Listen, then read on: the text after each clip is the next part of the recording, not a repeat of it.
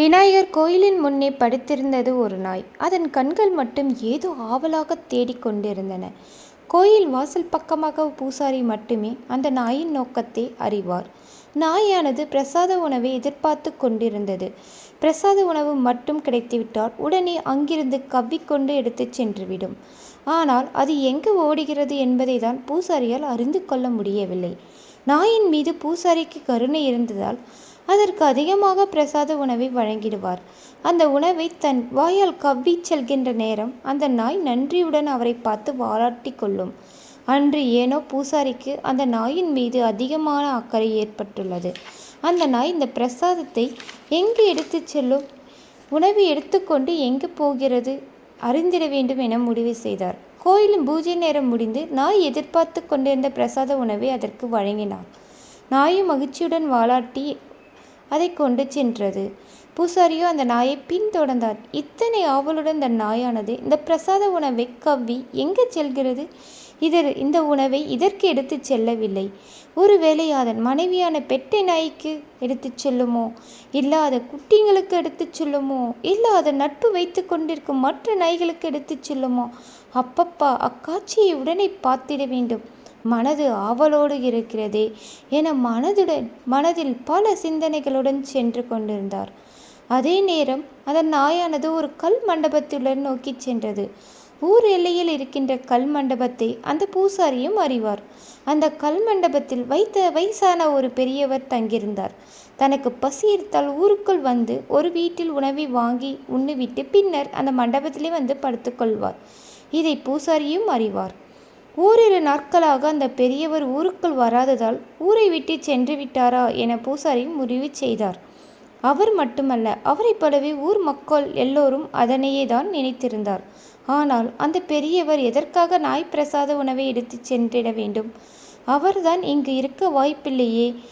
எதுவாயிருந்தாலும் என்ன, இப்போ அக்காட்சியை பார்த்து விடலாம்.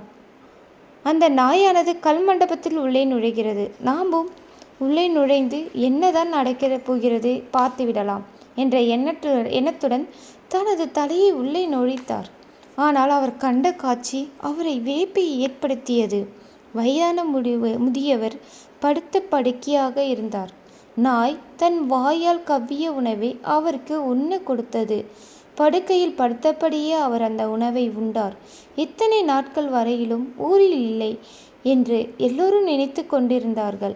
ஆனால் இவர் இங்குதான் இருக்கிறார். யாராலுமே கவனிக்கப்படாமல் இருக்கிறார். மற்றவர்களால் கவனிக்கப்படாமல் இருக்கும் இவரை இந்த நாயானது கவனித்து கொண்டிருக்கிறதே. நான் உட்பட இந்த ஊருக்குள் இருக்கும் மனிதர்களை விட இந்த நாய் உயர்ந்து நிற்கிறது என மனதிற்குள் எண்ணியவாறு அந்த நாயின் அருகே சென்றார் பூசாரி. நாயை வாலாட்டியவாறு அவரை குழைத்தது. அந்த பெரியவர் அருகே சென்றார். நாய் கொடுத்த பிரசாத உணவை சாப்பிட்டபடியே பூசாரியை நோக்கினார் அந்த பெரியவர். ஐயா, ஒரு முறை இந்த நாய் மழையில் இருந்து என்னை காப்பாற்றி கொள்ள வேண்டும் இந்த கல் கோயிலின் பக்கமாக ஒதுங்கியது. நான் அதற்கு உணவளித்தேன். அன்று முழுக்க. இன்று நாய் என்னோடு தான் இருக்கிறது. இப்போ அது என் நன்றி மறக்காமல் எனக்கு துணையாக இருக்கிறது. போன ஜென்மத்தில் இந்த நாய் தான் எனக்கு உற்ற நண்பனாக இருந்ததோ என்னவோ தெரியவில்லை. அதனால்தான் இந்த ஜென்மத்திலும் அதன் உதவியால் என்னை தொடர்கிறது என்று கண்ணீரோடு கூறினார் அந்த முதியவர். அதை கேட்ட பூசாரியோ திடமான முடிவெடுத்தார்.